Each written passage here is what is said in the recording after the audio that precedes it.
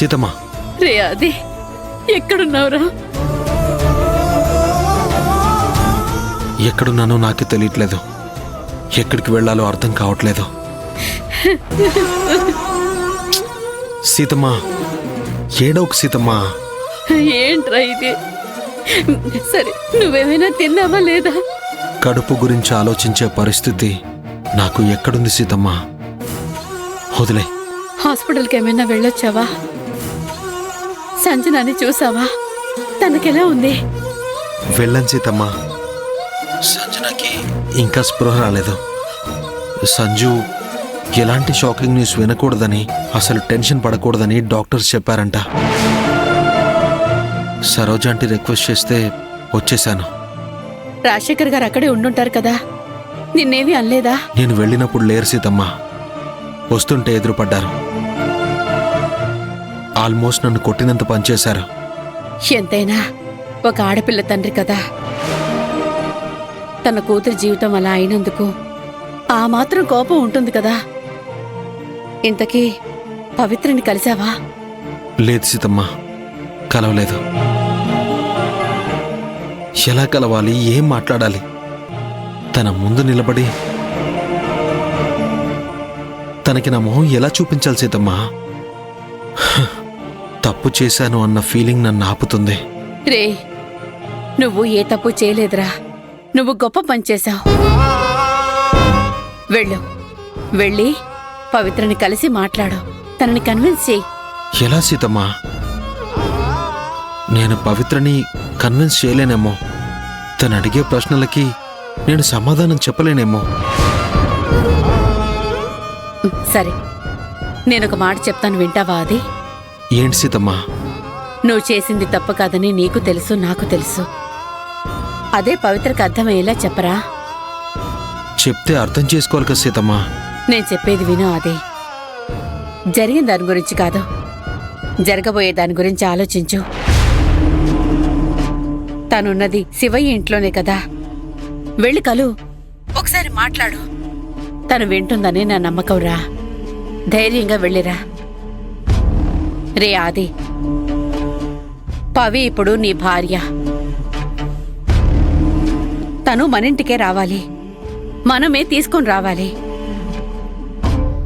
అది నీ చేతుల్లోనే ఉంది. సరే సీతమ్మ. సరే ఆది, నువ్వు వెళ్ళి పవిత్రతో మాట్లాడిన తర్వాత నాకు ఒకసారి ఫోన్ చేయి. అలాగే.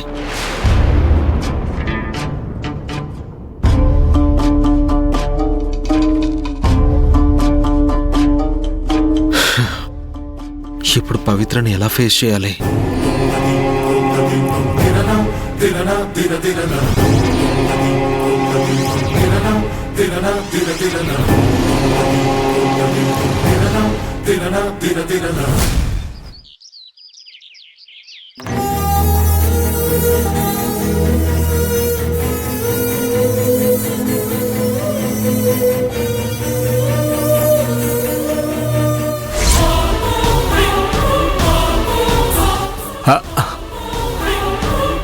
దేవా, నీకోసం టాబ్లెట్ తీసుకొచ్చాను, వేసుకో.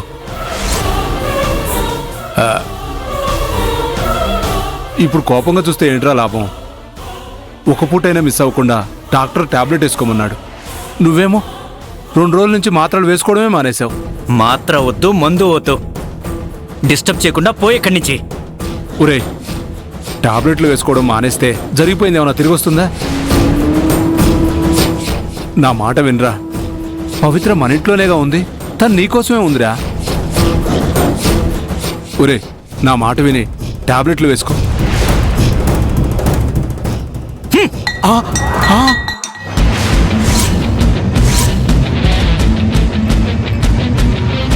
నా చేతికి ఆదిగాడు చిక్కాడు, చచ్చాడే. ఒరే ఒరే, మెల్లగా మాట్లాడరా. పవిత్ర ఇంట్లోనే ఉందన్న విషయం నీకు గుర్తుందా? కొన్నాళ్ళైనా పొలైట్గా ఉండరా. ఉండకపోతే ఏంటి? పవిత్ర ఇక్కడి నుంచి వెళ్ళిపోతుందా? ఎలా వెళ్ళిపోతుందో నేను చూస్తాను. తన కోసం ఎవడొచ్చినా సరే పవిత్ర మన ఇంటి గడప దాటదు.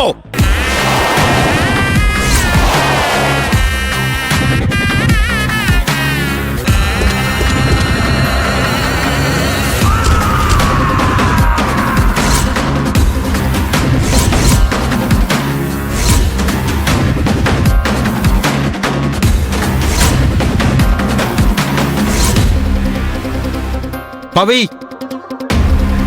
పవి పవి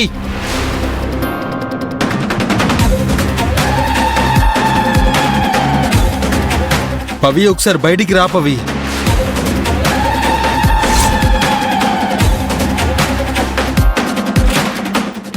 పవి ఒకసారి బయటికి రా.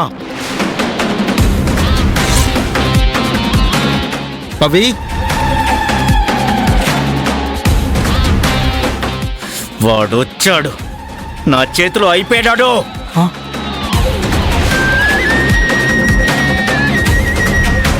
పవి పవి నిన్నే పిలిచేది. పవి బయటికి రా పవి. ఆది నిన్ను కలిసి మాట్లాడాలని వచ్చినట్టున్నాడమ్మా. పవి పవి ఒక్క నిమిషం బయటికి రా పవి, నీతో కొంచెం మాట్లాడాలి. ఏయ్, ఏంటి ఇంట్లోకి చేరుస్తున్నావు? పవిత్ర బయటికి రాదు, పోయి పని చూసుకో. అది చెప్పడానికి నువ్వే పడివిరా.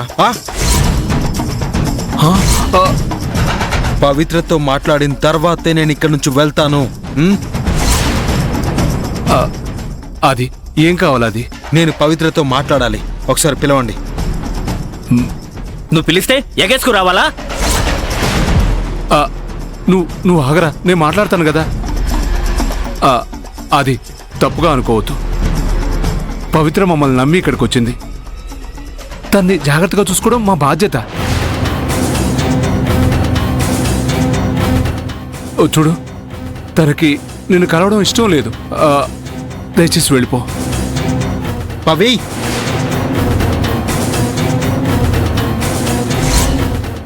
పవి నేను పిలిచేది నీకు వినపడుతుందని నాకు తెలుసు. ఒక్కసారి బయటికి రా, నీతో మాట్లాడి వెళ్ళిపోతాను పవి, ప్లీజ్.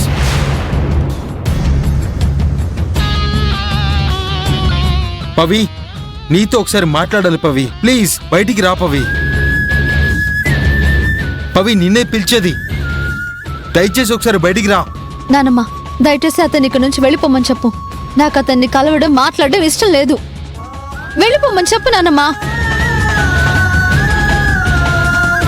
తాతయ్య, ఆది మాట వినడం కూడా నాకు ఇష్టం లేదు.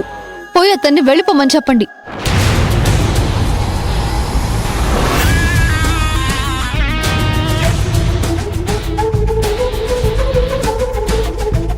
పో తాతయ్య, పోయి చెప్పు.